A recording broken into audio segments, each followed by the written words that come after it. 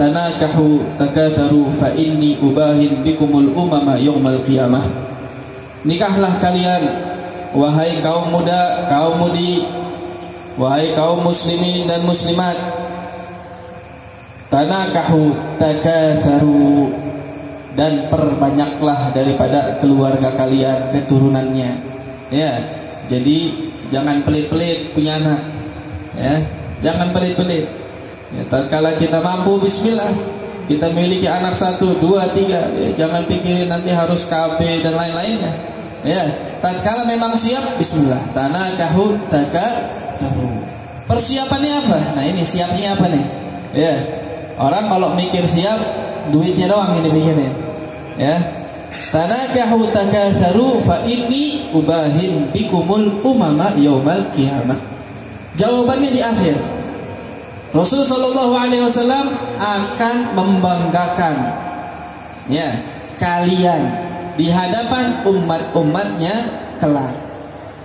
Nah, kalau Rasul sallallahu alaihi wasallam ingin membanggakan, berarti yang dibanggakan harus orangnya spesial.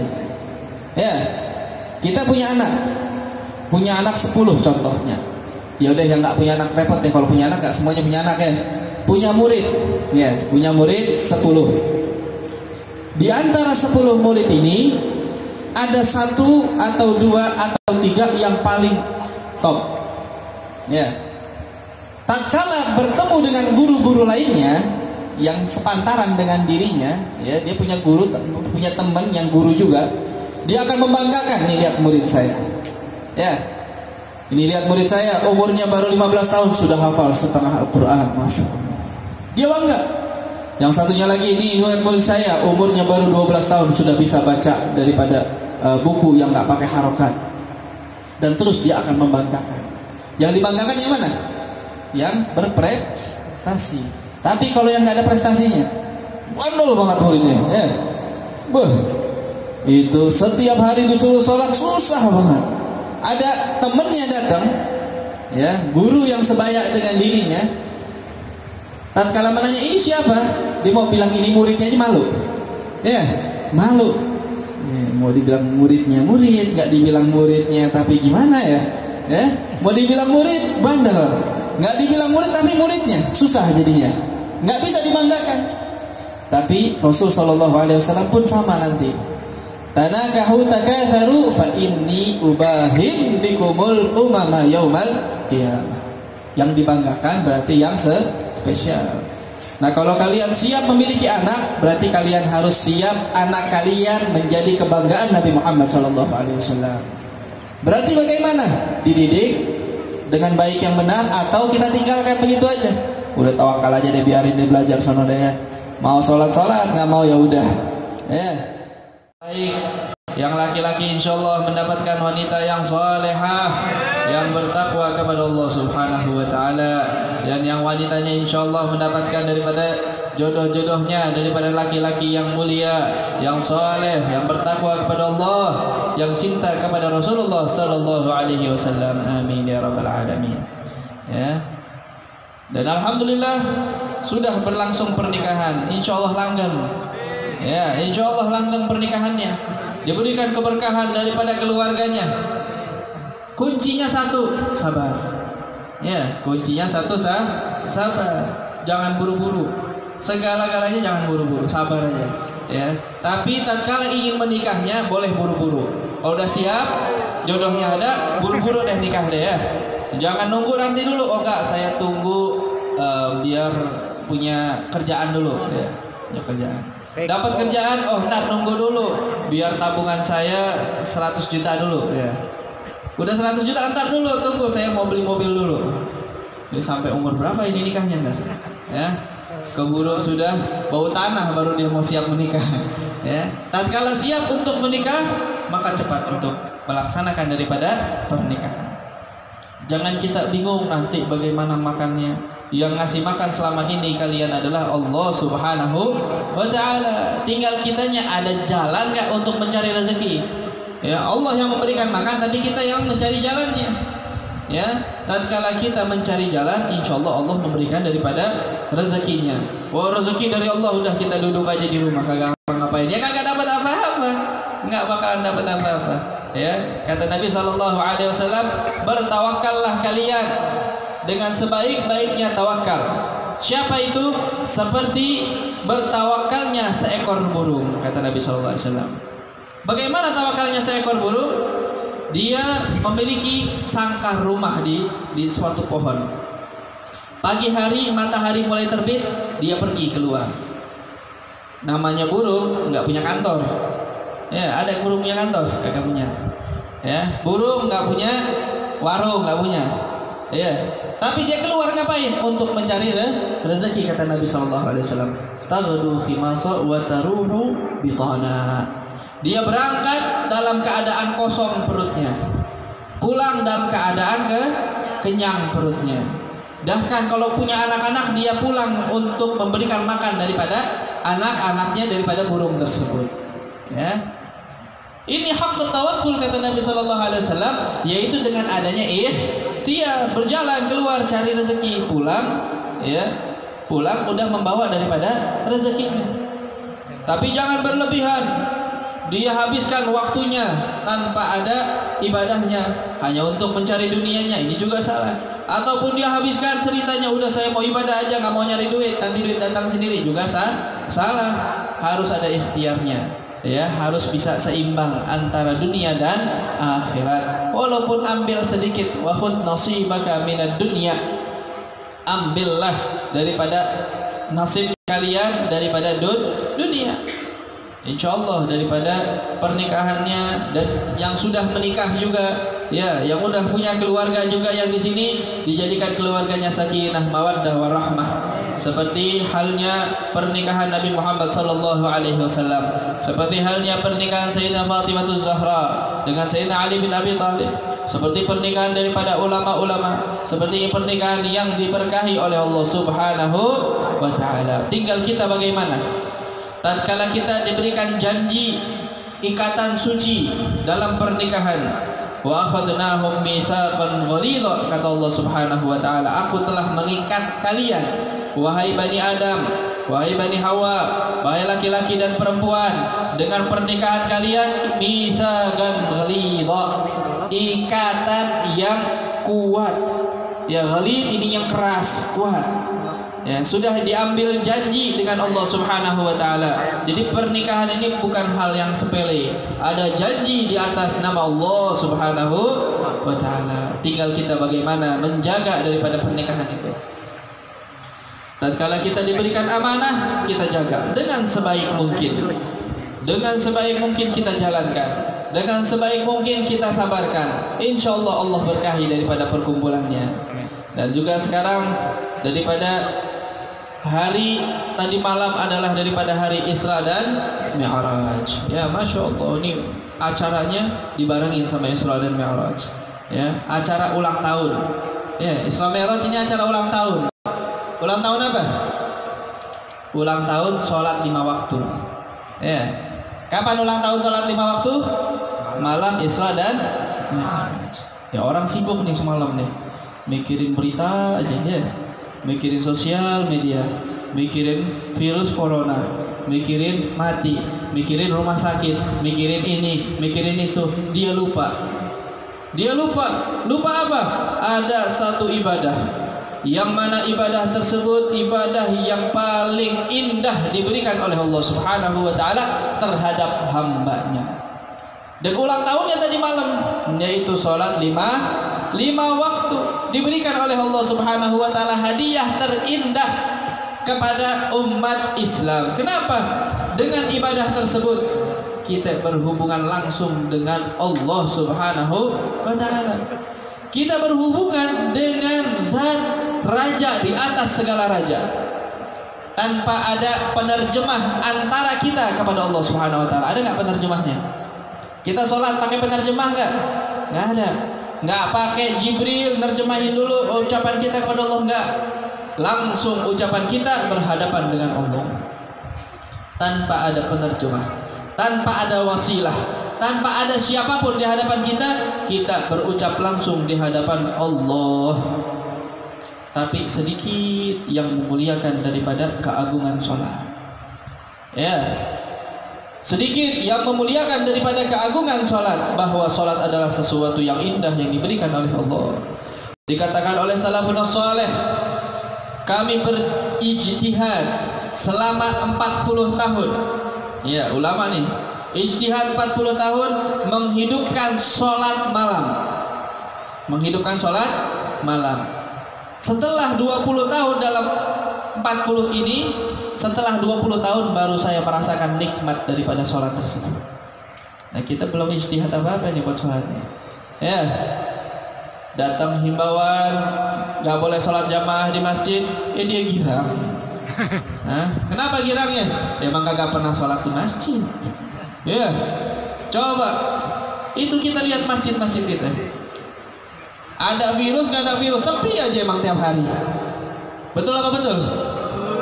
Ada virus sepi, nggak ada virus emang sepi dari dulu. Sholat Jumat, ya kalau kagak kesiangan dia sholatnya. Ya, coba tatkala kita bisa merasakan hilangnya rasa tersebut, ya Allah, gara-gara musibah yang ada, kita jadi nggak bisa sholat Jumat. Kita nggak usah nyalahin siapa-siapa, salahin diri kita. Gara-gara kita jadi nggak bisa sholat Jumat. Coba bayangkan, kita pernah nggak khusyuk dalam sholat Jumat kita? Pernah nggak bayangkan kita dengerin dari awal sampai akhir daripada khotib berbicara dalam Jumat? Yang ada Assalamualaikum warahmatullahi wabarakatuh. Ini khotibnya mulai ya. Kitanya bagaimana? Ambil posisi mundur. Benar apa enggak? Ya, ada yang begitu? Banyak kayaknya ya. Ambil posisi nunduk, apalagi pas depannya kipas angin, masya Allah. Ya. Tahu-tahu, amin, udah amin aja. Ya. Tahu-tahu udah amin aja ini. Ini hadir Jumat apa kagak ini? Kagak, ini sama aja. Iya, sama aja ini. Nggak hadir Jumat namanya, tidur aja udah. Nggak berasa dia. Ya tahu-taunya udah amin aja, nggak tahu. Tahu-tahu amin bukan aminnya habis khotib Jumat nggak? Udah salam sholatnya, dia belum sholat. La ilaha illallah. Ini yang lebih mengerikan. Tatkala kita tidak bisa hadir dalam sholat kita, tidak bisa sholat Jumat, kita sedih. Yang lebih sedih lagi tatkala kita meninggalkan Jumat tanpa ada rasa takut kepada Allah.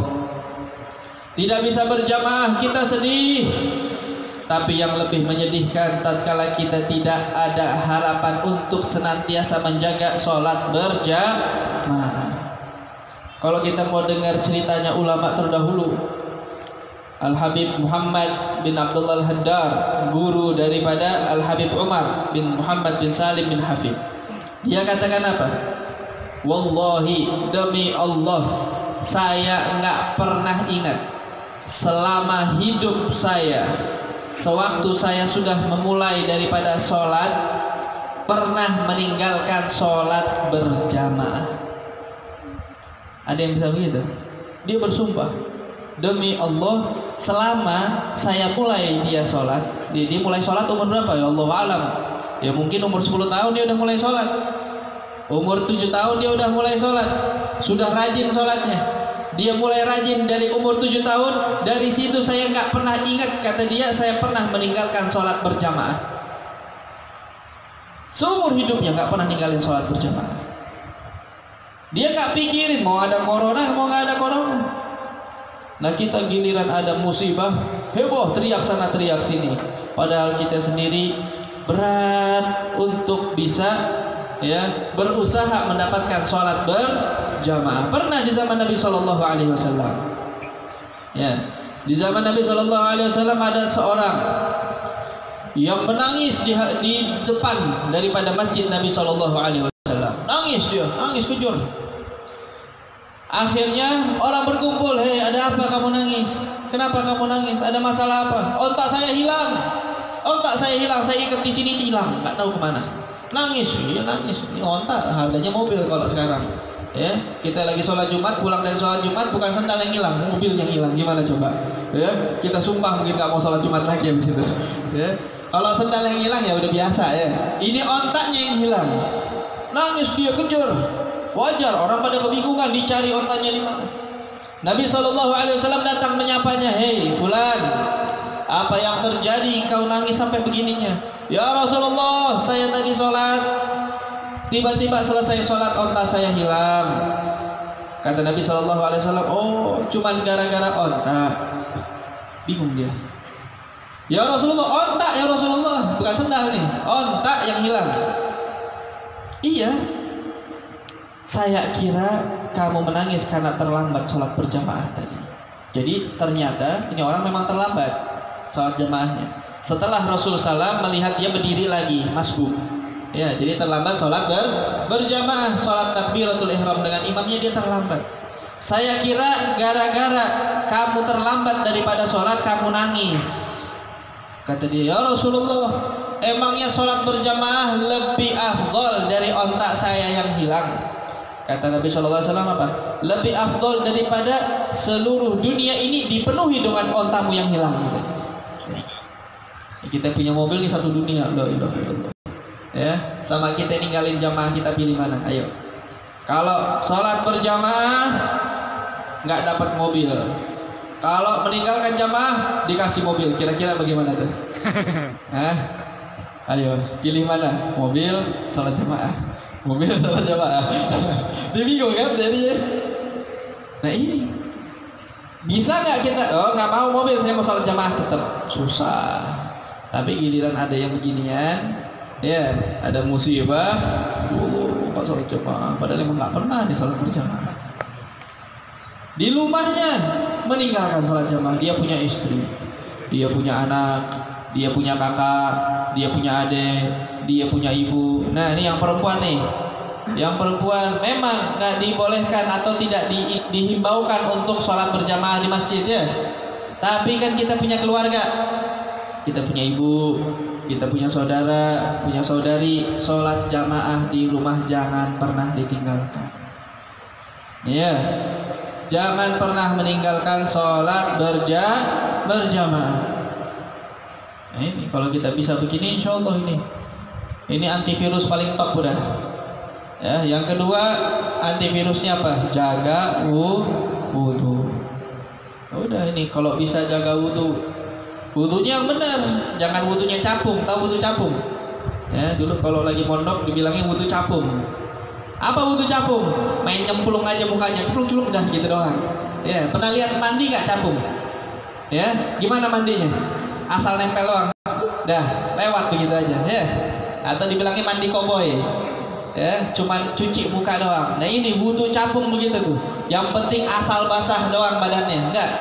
Wudu dengan tuntunan Nabi Muhammad sallallahu alaihi wasallam. Wudu seperti wudunya Rasulullah. Kumur-kumur, ambil airnya benar. Dimulai pertama menghadap kiblat kalau bisa. Lalu ambil siwak kalau ada. Kalau nggak ada ambil sikat gigi, nggak masalah. Ada yang begitu? Jarang. Pertama basuh daripada tangannya. Yang kedua kumurnya bagaimana kita? Asal masuk air gitu doang.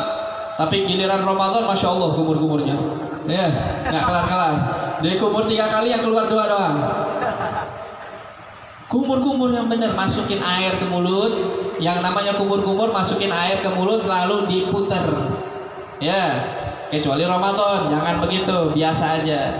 Di luar Ramadan silahkan kumur yang benar. Ya, lalu istinsyaq, memasukkan air ke dalam hidung. Istinsyaq berarti memasukkan air ke dalam hidung. Bukan basahin hidung, bukan. Yang dibasahin bukan luarnya, dalamnya.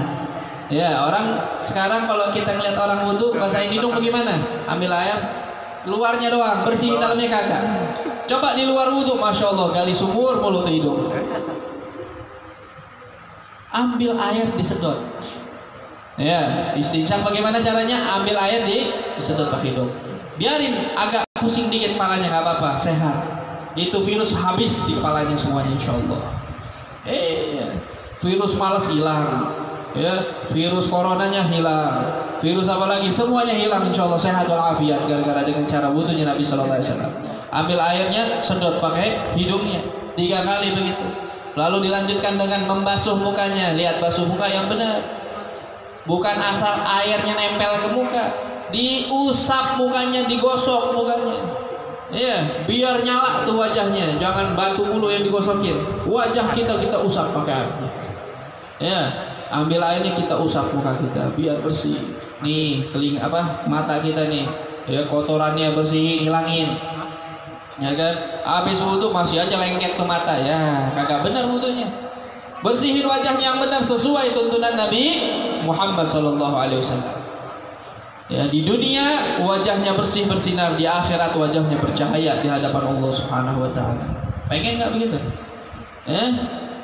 Giliran disuruh bersihin tangan, disuruh bersihin muka, disuruh ini gara-gara virus corona, nurut banget, masya Allah, tabarakallah. Setiap saat cuci tangan, setiap saat cuci muka, ya. Bahkan beli alatnya, beli obatnya biar tangannya dibersihin mulu setiap hari. Tapi giliran wudu, la ilaha illallah, yang nyuruh Nabi Muhammad, yang nyuruh itu adalah dokternya segala daripada dokter. Ya, kita kan tahu tuh salawat tibbil qulub. Pada apa nggak tibbil qulub? Ya kan, apa dalamnya kan? Allahumma shalli ala sayyidina Muhammadin tibbil qulub wa dawaiha. Ya Allah, salawat dan salammu kepada Nabi Muhammad sallallahu alaihi wasallam, karena dialah tibbil qulubi wa dawaiha, sang penyembuh hati dan juga sang pengobat daripada hati.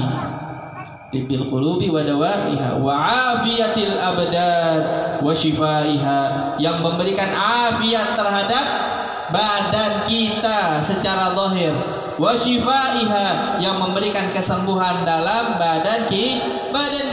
Tibbil qulubi wa dawaiha wa afiyatil abdan wa shifaiha wa qutil arwah. Ada lagi yang mengatakan dengan wa qutil arwahi wa qidaiha. Ya, ada yang enggak pakai itu, langsung wa nuril absari wa dhiyaiha, dan dialah cahaya daripada absar. Absar itu apa? Bukan cuma mata, tapi mata hati. Dengan sholawat Nabi Muhammad SAW, hatinya akan menjadi bersih dan terang. Pandangan batinnya akan terus terjaga kepada Allah Subhanahu wa taala. Ya, kita baca bareng-bareng. Ya, Allahumma shalli ala sayyidina Muhammadin tibbil qulubi wa dawaiha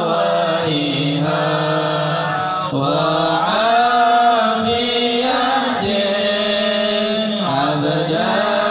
wa shifaiha wa nuril absari wa dhiyaiha wa ala alihi wa sahbihi wa sallim. Allahumma salli ala sayyidina Muhammadin tibbil qulubi wa dawaiha wa afiyatil abdani wa shifaiha wa nuril absari wa dhiyaiha wa ala alihi wa sahbihi wa sallim. Allahumma salli ala sayyidina Muhammadin tibbil qulubi wa dawaiha wa afiyatil abdani wa shifaiha wa nuril absari wa dhiyaiha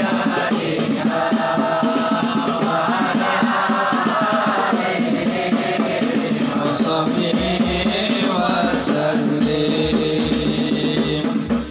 Ya, insyaallah dengan berkahnya Nabi Muhammad SAW, Allah memberikan kesembuhan untuk kita semuanya, memberikan afiah untuk kita semuanya, memberikan cahaya dalam mata batin jiwa kita. dan juga dengan keberkahan Nabi Muhammad SAW, Allah angkat musibah yang diturunkan oleh Allah Subhanahu wa taala. Diberikan keselamatan kepada seluruh umat manusia, diberikan kesehatan kepada seluruh umat manusia. Allah angkat daripada wabak yang ada, daripada virus corona dan virus-virus lainnya. Allah angkat dengan keberkahan baginda Nabi besar Muhammad sallallahu alaihi wasallam. Dan juga daripada cara, ya sekarang kan lagi musimnya begini nih, kita kan disuruh waspada, kita turutin. Tapi kita juga punya penangkal yang lebih indah lagi. Secara zahir kita ikuti apa yang diperintahkan daripada ahli kedokterannya, tapi secara keimanan kita memiliki Rabb Allah Subhanahu wa taala. Tidak ada obat yang lebih cepat, tidak ada penangkal yang lebih hebat kecuali dengan doa kepada Allah Subhanahu wa taala, dan juga dengan memperbanyak istighfar kepada Allah Subhanahu wa taala. Karena dengan banyaknya istighfar, wa ma kana Allahu yu'adzibahum, ya, wa ma kana Allahu yu'adzibahum wa anta fihim, wa ma kana Allahu liyu'adzibahum wa anta fihim, wa ma kana Allahu mu'adzibahum wa hum yastaghfirun. Tidaklah Allah Subhanahu wa taala akan memberikan azab kepada suatu kaum tatkala ada dirimu di dalamnya, wahai Muhammad sallallahu alaihi wasallam. Dan tidak Allah akan menurunkan daripada bala suatu kaum jika mereka senantiasa beristighfar kepada Allah Subhanahu wa taala. Yang jadi pertanyaan, kita udah benar-benar bisa menjadikan Nabi Muhammad ada dalam diri kita apa enggak? Bisa enggak jadikan Nabi Muhammad SAW dalam setiap kehidupan kita? Kalau bisa menjadikan itu, wallahi tidak akan ada musibah yang turun kepada kalian. Karena Allah yang mengatakan ini. Kita jadikan gerak-gerik kita Nabi Muhammad SAW. Kita jalankan setiap sunnahnya Nabi Muhammad SAW. Kita jadikan rumah kita rumahnya Nabi Muhammad SAW. Kita jadikan semuanya sebagai sunnahnya Nabi Muhammad SAW. Dan kunci kedua, wahum yastaghfirun. Allah tidak akan memberikan azab suatu kaum tatkala mereka senantiasa beristighfar kepada Allah Subhanahu wa taala. Yang jadi pertanyaan, istighfar kita udah benar-benar apa belum? Terkadang istighfar kita ini perlu diistighfarin lagi. Itu yang kita takutkan. Istighfar kita perlu diistighfarin sih bagaimana? Kita ini ceritanya istighfar, tapi hati kita nggak hadir. Hati kita nggak betul-betul sungguh taubat kepada Allah Subhanahu wa taala. Nggak ada satu tetes air mata pun yang kita turunkan tatkala kita beristighfar. Nabi sallallahu alaihi wasallam, sayyidil mursalin, khataman nabiyyin, imamul anbiya wal mursalin, setiap harinya tidak luput daripada istighfar kepada Allah Subhanahu wa taala. Tidak kurang dari 70 kali, bahkan sampai 100 kali. Bahkan setiap istighfarnya sampai membasahi daripada janggut Nabi sallallahu alaihi wasallam. Padahal Nabi tidak ada satupun dosa dalam dirinya. Padahal Nabi tidak pernah melakukan satu kesalahan pun dalam hidupnya, tapi senantiasa beristighfar kepada Allah Subhanahu wa taala sampai janggutnya basah. Dengan tangisan yang terus. Kita ini bagaimana istighfarnya? Coba tanyain diri sendiri. Jangan nyalahin sana, jangan nyalahin sini. Saya sering bingung dan saya selalu mengatakan kepada orang-orang, jangan pernah mencari kesalahan orang dan menyalahkan orang lain. Datang wabah, datang musibah, salahkan diri kita, koreksi diri kita. Jangan bilang ini gara-gara negara itu, gara-gara fulan, gara-gara alan. Tidak, bukan karena mereka, karena diri kita tidak dekat kepada Allah. Kita dijadikan umat Islam, dijadikan umatnya Nabi Muhammad, diberikan segala-galanya, diberikan kebaikan, tapi kita kufur daripada nikmat tersebut dan kita tidak bersyukur kepada Allah Subhanahu wa taala dengan sebaik-baiknya syukur kepada Allah. Karena itulah kita berdosa kepada Allah. Kita diberikan Jumat, Masya Allah, setiap hari dari umur kita bisa melaksanakan sholat. Alhamdulillah, kita gak pernah dilarang sholat Jumat. Tapi coba kita rasakan, pernah nggak kita khusyuk dalam sholat Jumat kita? Pernah nggak kita merasakan tenang dalam sholat Jumat kita? Dari umur kita balik, dari umur kita bisa mengerjakan sholat kita senantiasa diarahkan untuk sholat berjamaah. Alhamdulillah, nggak ada yang melarang itu semuanya. Kita mau sholat jamaah, mau sholat tarawih berjamaah, mau sholat tarawih dalam satu malam 10 kali, silahkan. Tapi tatkala ada musibah turun, pernah nggak merasa sedih kita nggak bisa sholat berjamaah? Pernah nggak suatu saat kita nangis karena sehari kita nggak sholat berjamaah? Dulu di kota Tarim dikatakan tatkala ada satu orang meninggalkan sholat berjamaah, apa yang dijadikannya? Itu rumahnya ditaruh keranda, atau keranda itu yang buat orang mati, ditaruh di depan rumahnya 3 hari. Biar apa? Biar ingat bahwa dia telah meninggalkan sholat berjamaah. Nah kalau kita mau pakai begitu, habis keranda yang ada di sini. Kenapa? Kebanyakan nggak ada yang sholat berjamaah. Introspeksi diri, hasibu anfusakum qabla an tuhasabu. Hitung-hitung diri kalian dulu. Pernah nggak dalam hari-hari kita ambil satu waktu aja tafakkur kepada Allah, hisab diri kita semua. Ya Allah, hari ini udah gimana? Hari ini saya udah berbuat apa? Ya Allah, saudara kita yang lagi sakit, pernah nggak nangisin buat mereka? Kita takut untuk diri kita, tapi kita tidak pernah mengatakan takut kepada Allah Subhanahu wa Ta'ala. Kita punya penangkal. Alhamdulillah, Nabi mengajarkan berapa hal penangkal, tapi keyakinan yang ada dalam kita yang kurang. Rasul sallallahu alaihi wasallam mengajarkan dengan zikir-zikirnya. Para ulama salafun saleh mengajarkan ada ratibul haddad, ada ratib al-attas, ada wirdul latif, ada Al-Qur'anul Karim. Coba siapa yang megang Al-Qur'an? Hari ini aja kita udah baca berapa lembar? La ilaha illallah. Hari ini coba, kemarinnya lagi coba. Ini ada masalah besar.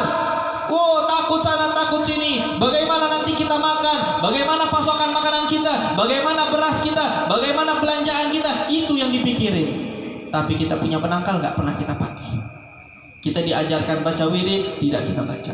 Kita diajarkan baca ratib, tidak pernah kita baca. Kalau nggak di majelis, ya nggak baca. Ya, hadir majelis baru dia baca ratib bareng-bareng. Di rumahnya, yang dinyalakan apa? TV lagi. Maghrib Isya, TV lagi. Duduk keluarga, TV lagi. Kalau nggak TV handphone. Ratibnya kapan?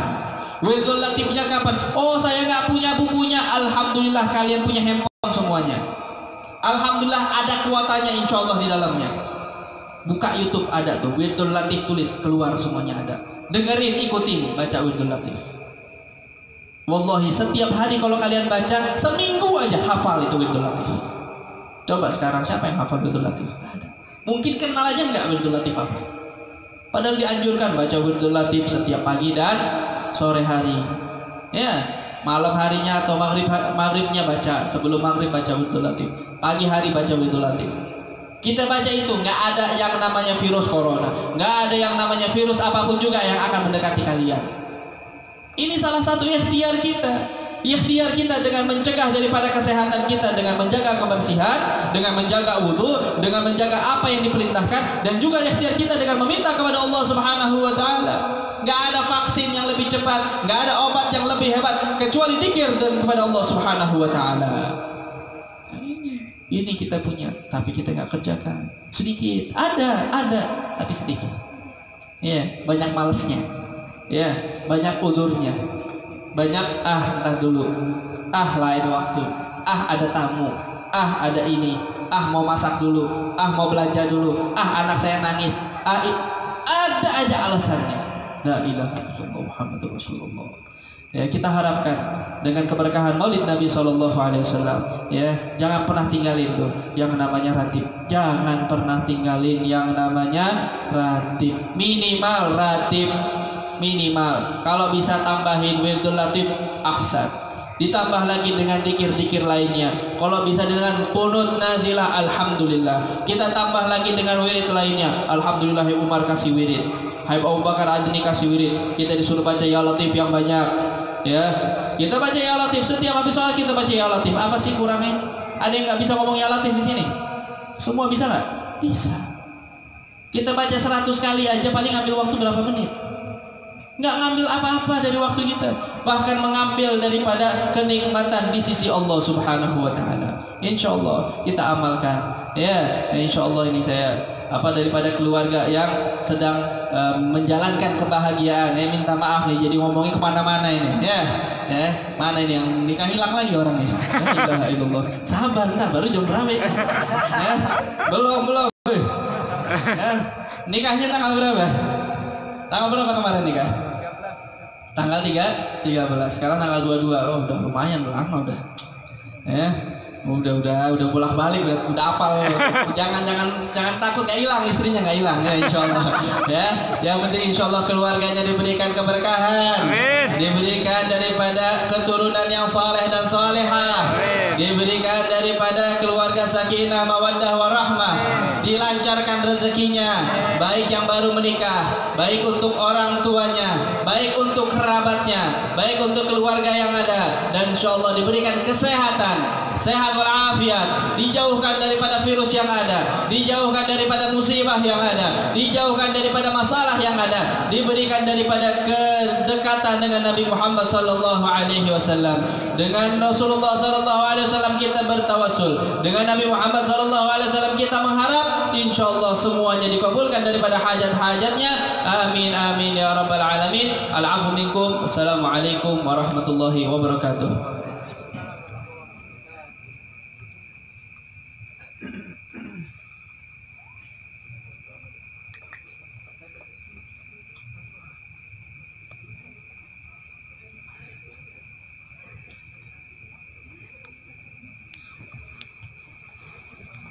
A'udzubillahi minasyaitonirrajim. Bismillahirrahmanirrahim.